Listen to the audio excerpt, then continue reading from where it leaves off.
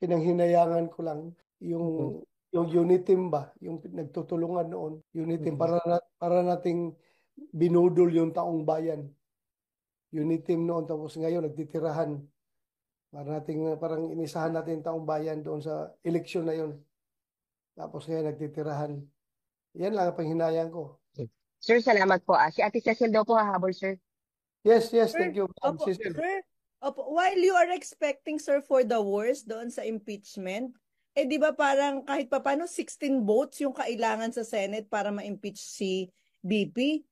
Do you think may number kahit alam naman natin may objective yung mga senador?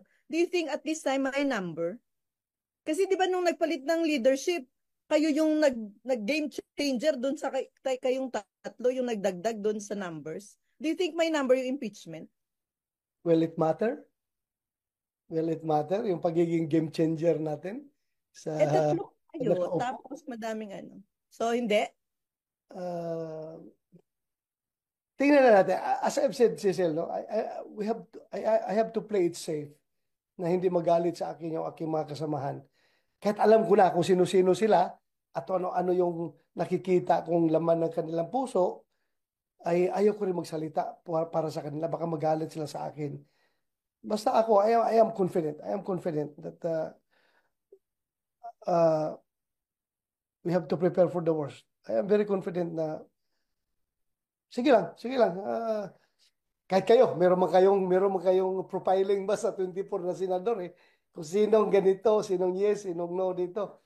Pero uh, makiusap rin yung mga kasama namin na para hindi mawala ng saysay yung impeachment proceedings, yung trial na yan, yung trial na yan, uh, siguro mas magandang hintayin na lang natin. Hintayin na lang natin. Okay, sir. Diba sa'yo, meron ka na, alam ko, meron ka ng bilang dyan eh. Thank you. Wala, Thank you, sir. sir. Hi, sir. Yes, Good yes, afternoon po. Sir, yes. pasensya, hindi ko lang natanong na. Yung pong sa, yung magiging boto, sir, dun sa budget ng OVP, sir, kasi di ba po nasa BICAM yung budget. Yung Hmm. magiging decision po dun ng Congress, can we say na, ano yun, magiging indicative ng future ng impeachment? Kasi parang head count na rin yun, sir, di ba, ng, kung ilan yung for or against the Vice President. Good question. Good question. Very good question. Ano yung very good answer, sir? Ano sagot, sir? Ano sagot, sir?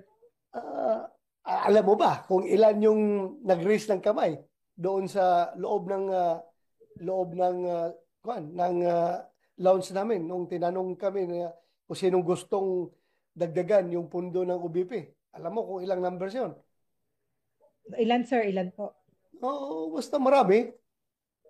Marami, Sabi, hindi ko na ibigay yung number at saka kung sino-sino yon. Basta marami. More than 13, sir? Sobra pa. Sobra pa. Sir, kasi it would, kailangan, sir, kasi 16 votes to impeach. Galing mo, galing mo, galing mo.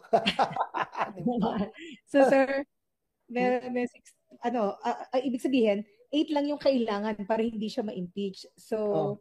more than 8, sir, yung gustong dagdagan yung budget ng OVP. And can we surmise from there, sir, na indicative na yan kung anong future ng impeachment? Basta sobra-sobra, Sobra, hindi lang more than 8. Sobra. Ang dami. Ang daming gumanon. Ang daming gumanon. Sobra. Sobra. Basta, sana kung indicative na yon sa ako na. Hmm. Oh. So, ibig sabihin, sir, sorry makulit. So, ibig sabihin, kung ibabatay dun sa boto ng mga senador o gusto ng mga senador dun sa budget ng OVP, hindi siya mai-impeach, hindi makukuha yung kailangan number. Mahirap na. Baka magalit sa akin yung naggano ng kamay. Baka magalit sa akin. Basta sabihin ko sa'yo, sobra. Sobra 8. More than. More than 8. So, tama, sir, more than, pagka 8, hindi mai-impeach si VP. So, basta't more than 8 po yung... At saka they need 20, they need 16, di ba? 16. So, yung 16 na yan, Ilan ba yung hindi tumaas ang kamay doon sa kwan? Hindi tumaas ang kamay doon sa lounge. 1, 2, 3. Yun lang ata eh. Kung mas marami yung nagtaas, ilan lang yung hindi nagtaas? Para mas Kunti lang. madali. Para mas madali, sir. Madali. Pero dun sa mga kaya, nagtaas ng kamay, ha? ano yung mga re-electionist? Yung mga nagtaas ng kamay? Both re-electionist at saka hindi re-electionist. Sir, sandali lang. Kung maraming nagtaas ng kamay, bakit hindi tumaas yung budget? Oo nga. Very, very strong yung words ng leadership ng SP at saka ng chairman ng finance. So, sige na lang para hindi tayo mag-away-away dito. Okay na lang yun. Ano po yung strong words na yun? Bakit naging strong enough para ma-overrule yung majority? Amin na lang yun. Tanungin mo na lang sila. Si chairman. Tanungin Sir, mo kasi na. Sir, kasi ang sinabi po, hindi naman, ba't nyo kasi dadagdagan daw ng budget? Hindi naman po nag-request. Wala rin doon pong ibinigay na justification. But, Yung sa akin lang naman doon is, sabi ko nga, if they cut the budget by 68%, 63%, sabi ko, 63% kinat ng House of Representatives. Pwede ba gawin na lang natin 50 yun, ibalik natin yung 13%? Hindi pumayag. O sige, sabi ko, kung hindi pwede yung 13, kahit 3 man lang, yung 3% of the total budget of OBP is amounting to around 21 million pesos. 3% lang, ibalik natin para symbolism lang. Symbolism lang na we are not stamping pad of the House of Representatives. Na hindi tayo sunod-sunuran sa kanila kung anong gusto nila, i-adapt lang natin dito, hook, line, and sinker, at diretso na, approve natin. Sabi ko kay 3% lang. Symbolism lang. All I need is symbolism. Na meron tayong sariling stand as an institution that is separate and distinct from the House of Representatives. Yun ang pakiusap ko. Pero ayaw pa rin tayong pagbigyan. So, sige lang. sir, isang tanong na lang po ako. Ulitin ko lang, sir, yung decision po magiging decision, sir, ng Senate at House doon sa budget ng OVP, magiging indicative po yun ng future ng impeachment. Ibig sabihin, kung hindi siya mabigyan ng dagdag, yun na yung indikasyon talaga na out to impeach the VP po, both houses. It doesn't follow. It doesn't follow all the time. It doesn't follow. Sabi mo nga, kung gawin natin indicative yung hindi iba tayo pagdating sa impeachment court. Iba. Talabas yung totoong sentimento nung 24 senators na yan. May kanya-kanya stand yan. So, ibig sabihin, sir, siya, kailangan i-distansya natin, sir, yung OVP budget from the impeachment. Correct. Sir, sisingit ako kay Ate Lims. Ate Lims, go ahead po. Sige po. Sige. Ay, hindi. Sir, para lang sure.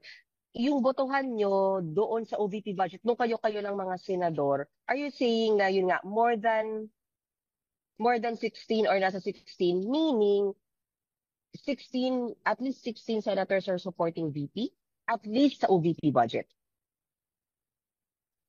Can you say that?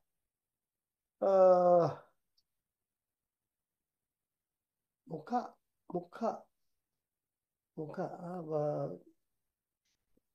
Ayaw ko lang magsabi kung sino-sino, ha? Basta mukhang ganun. Sorry, ganito na lang, sir. At least nasa 10, sir. Para lang, sir, sorry, I'm trying to make you recall, sir. Pero sabi mo sa dami, nasa 10 senador ba ang sumusuporta kay VP at least sa budget po? Sobra Nung pa. nagtaasan kayo ng kamay? Okay. Sobra pa.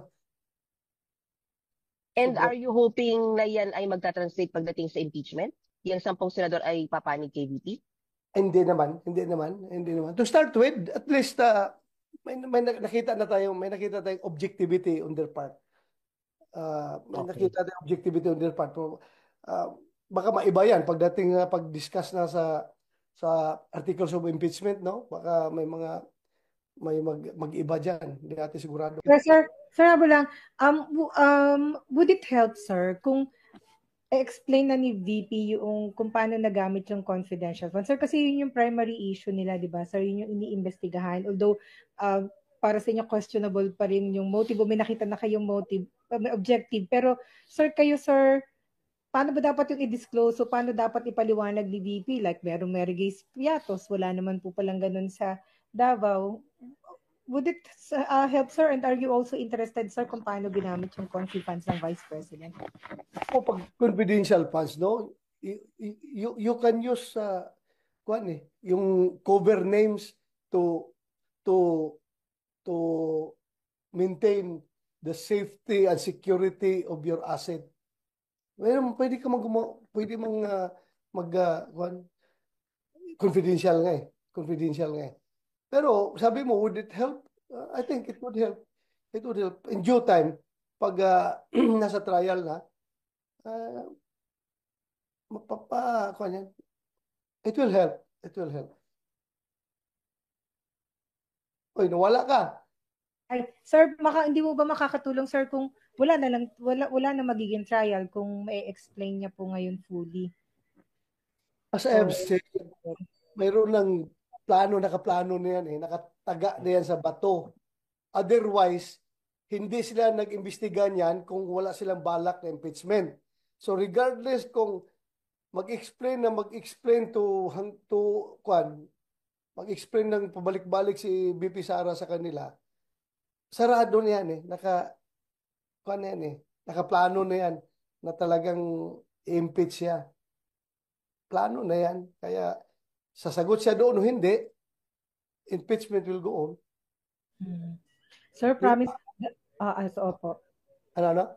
Opo. Sir, guys, sorry ha. Sir, isa-isa na lang. Sir, yung paggamit po ng mga pangalan like Mary Grace Piatos, Tempura, sir, kayo sa PNP, ano ba yun? Normal yung paggamit ng ganung pangalan para po itago yung, o para sa confidentiality ng pinagamitan ng pondo? Ganun ba yun, sir? Code word. Pero aside sa code word, mayroong totoong pangalan. Pero sinabi ba nila na code word yung Mary Grace Piatos na yan o totoong tao? Wala pa, sir, sinasabi. Hindi pa nga po ma-explain nila yan kung sino yung tao na yan. They can explain. Pero wala sa PSA, sir.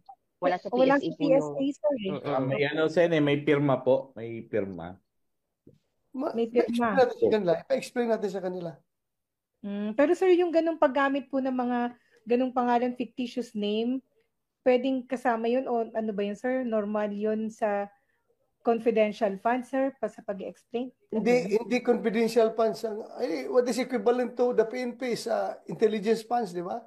Confidential funds sa civilian, sa military and uniform agencies, sa intelligence fund. Meron yan pangalan doon. Meron yan ginagamit si codename Agent X44, codename Agent James Bond. Pero may pangalan yan. Alam niya kung anong pangalan, totoong pangalan niya. Sir, thank you po. Yung iba naman po. Sir, salamat. So, di okay na ata tayo? Okay na ata. Si Amor daw kung may hindi matatanong ata yung question Yes, niya. sir. Opo. Follow up lang po dun sa sinabi niyo, Sen, na well-planned. Sabi niyo po right after lumabas yung text message and inadmit po ni President, tsaka naman po na-file yung impeachment complaint right after that. So, ibig sabihin ba, sir, are you saying na may involvement yung Malacanang? I don't know. Hindi ko sinabi yan. Well-planned on the part of those who are planning to impeach BP Sara. Yun. Meaning, sir? BP Sara. Sa House? Yun nila. Kasi kakasabi pala ng Pangulo ngayon, kakalabas pa lang ng text ng Pangulo, kinabukasan, pinail ka agad. Di ba? So, meaning ng House, sir? Well-planned ng House? O sino bang nag-file? Sino bang nag-imbestiga? Di ba, House? O sino nag-file?